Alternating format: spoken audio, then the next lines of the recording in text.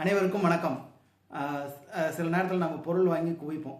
யாராக இருந்தாலும் சரி, நாம்பளாக இருந்தாலும் சரி, யாராக இருந்தாலும் காசு கொடுத்து வாங்கிட்டோமே, அது இருக்கட்டும், அது தேவையோ இல்லையோ, அது இருக்கட்டும்ங்கிற ஒரு மனநிலையில் நம்ம அதை வாங்கி வாங்கி சேர்த்து வச்சுக்கிட்டே போவோம். இது சிலருக்கு இருக்கக்கூடிய, நம்மில் சிலருக்கு இருக்கக்கூடிய பழக்கம்.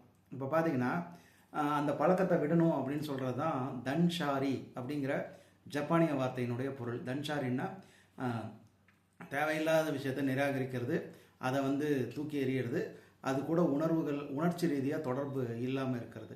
இதுதான் தன்ஷாரி. ஸோ நம்ம வருஷத்துக்கு ஒரு தடவை போகி கொண்டாடுறோம் இல்லைங்களா?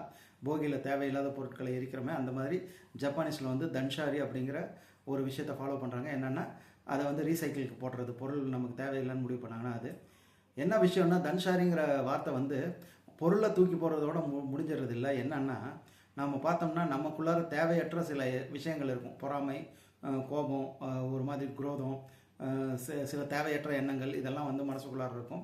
அதையும் தூக்கி எறிஞ்சிட்டு அந்த எண்ணத்துக்கூடயும் நம்ம பற்று இல்லாமல் இருக்கணும் அப்படிங்கிறது தான் இந்த தன்ஷாரி குறிக்குதுன்னு நான் நினைக்கிறேன். எல்லாரும் நம்ம தன்ஷாரியை பின்பற்றலாம். நன்றி.